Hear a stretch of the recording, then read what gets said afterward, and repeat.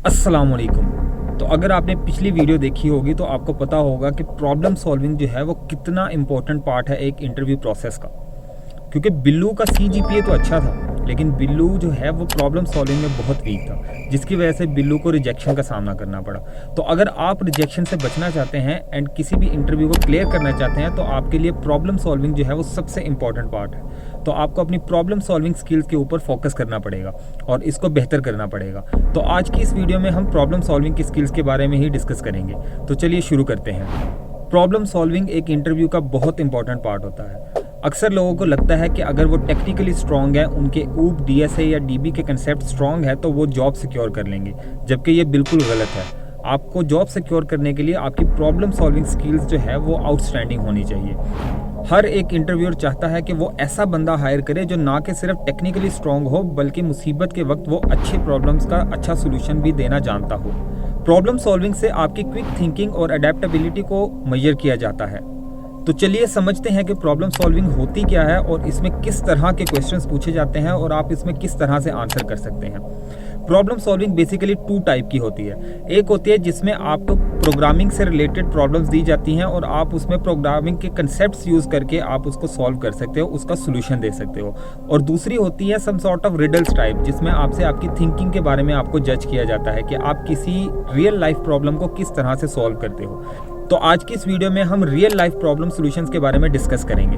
Example discuss करने से पहले बताता चलूं कि आपने ना सिर्फ क्वेश्चन का आंसर करना होता है, बल्कि उस आंसर को आपने ऑप्टिमाइज भी रखना होता है। पहली प्रॉब्लम जो आपसे अक्सर पूछी जाती है वो है कि एक 100 माले की बिल्डिंग है, 100 फ्लोर्स की एक बिल्डिंग है और आपके पास 2 फोन्स हैं। आपने उन फोन्स को ड्रॉप करना है और आपने देखना है कि कौन सा ऐसा फ्लोर है जिससे फ़ोन को नीचे फेंकने पर फ़ोन टूटेगा नहीं। आपके पास सिर्फ 2 फोन्स हैं और 100 फ्लोर्स हैं। आपने मेजर करना है कि किस फ्लोर से आप जब फ़ोन फेंकोगे तो वो टूटेगा नहीं। उसमें इस तरह से रिस्ट्रिक्शन है कि अगर आप 10 फ्लोर से फ़ोन फेंकोगे तो वो नहीं टूटेगा, और अगर आप 11वें फ्लोर से फ़ोन फेंकोगे तो हो सकता है वो टूट जाए। और वो फ्लोर कोई भी हो सकता है, वो 40वां हो सकता है, 50वां हो सकता है, 70वां हो सकता है, इवन कि वो 100 फ्लोर हो सकता है जहाँ से फ़ोन फेंक के वो टूट जाए और बाकी 99 फ्लोर से वो फ़ोन ना टूटे।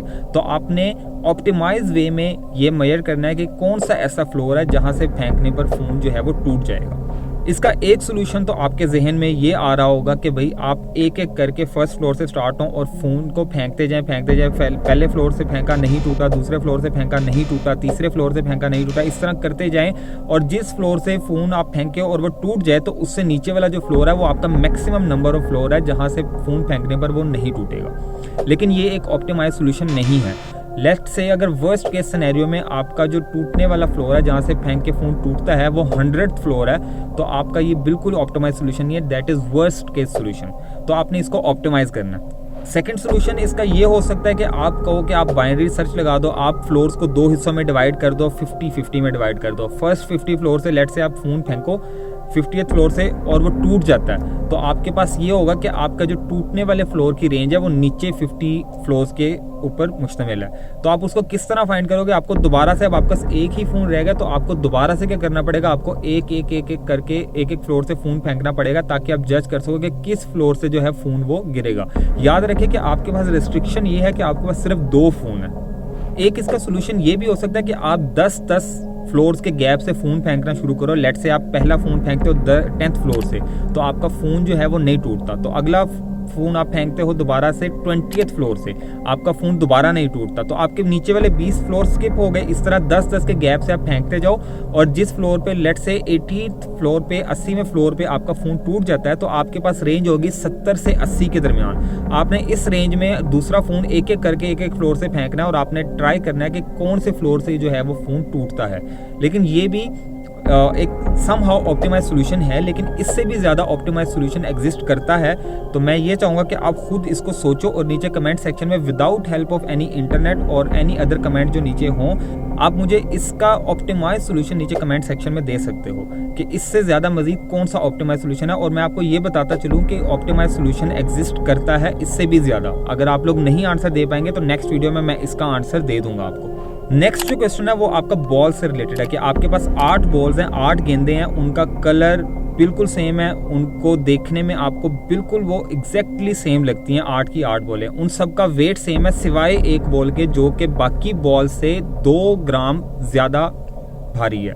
तो आपके पास एक वेइंग मशीन है जिसके साइड पे आप एक साइड पे एक बॉल रखते हो, दूसरी साइड पे दूसरी, वो आपको वे करके बताती है कौन सी भारी है। तो आपने फाइंड आउट करना है कि कौन सी बॉल जो है वो भारी है, क्योंकि वो दिखने में सेम है, उनका कलर सेम है। तो आप ऐसे नहीं बता सकते, आप विदाउट वेइंग आप नहीं बता सकते कि कौन सी बॉल जो है वो भारी है। तो इसका आपने ऑप्टिमाइज सोल्यूशन आपने प्रोवाइड करना है। सबसे पहले इसका सोल्यूशन तो एक ये आपके जहन में आएगा कि आप एक एक करके बॉल्स को रखो, ठीक है, उसको वे करो और देखो कि कौन सी वाली बॉल जो है वो दूसरी से भारी है। आपको इसको मल्टीपल अटेम्प्ट्स करनी पड़ेंगी, उसके बाद आपको इसका सोल्यूशन आएगा कि भाई कौन सी बॉल जो है वो इससे भारी है।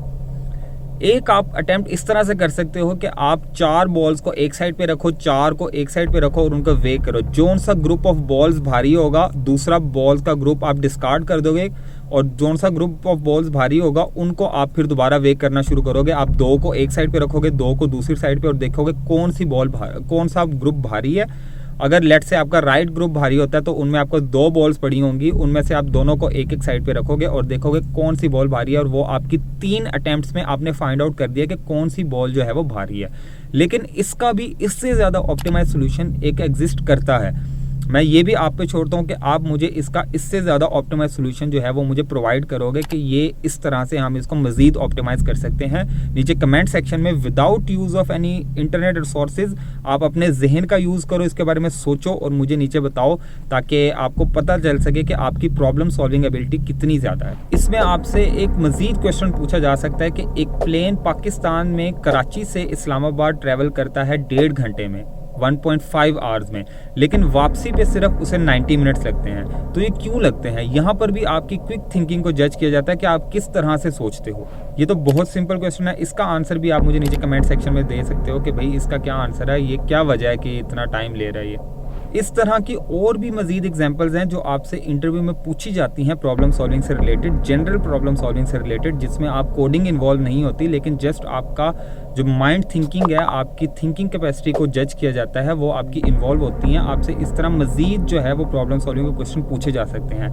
I have a list of question जो मैं आपके साथ व्हाट्सएप चैनल में शेयर कर दूंगा। व्हाट्सएप चैनल का लिंक जो है वो मैं नीचे डिस्क्रिप्शन में डाल दूंगा, और नेक्स्ट वीडियो में हम प्रोग्रामिंग से रिलेटेड जो प्रॉब्लम सॉल्विंग आपसे पूछी जाती है उसको डिस्कस करेंगे कि उसको किस तरह से सॉल्व किया जाता है, डीएसए के किस टाइप के क्वेश्चन पूछे जाते हैं प्रोग्रामिंग से रिलेटेड, प्रॉब्लम सॉल्विंग से।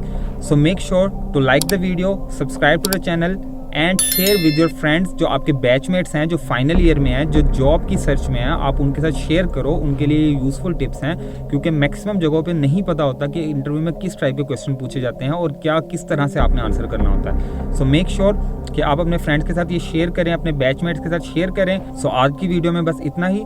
जो नेक्स्ट पार्ट है वो हम नेक्स्ट वीडियो में डिस्कस करेंगे। So make sure to subscribe the channel. तब तक के लिए अल्लाह हाफिज़।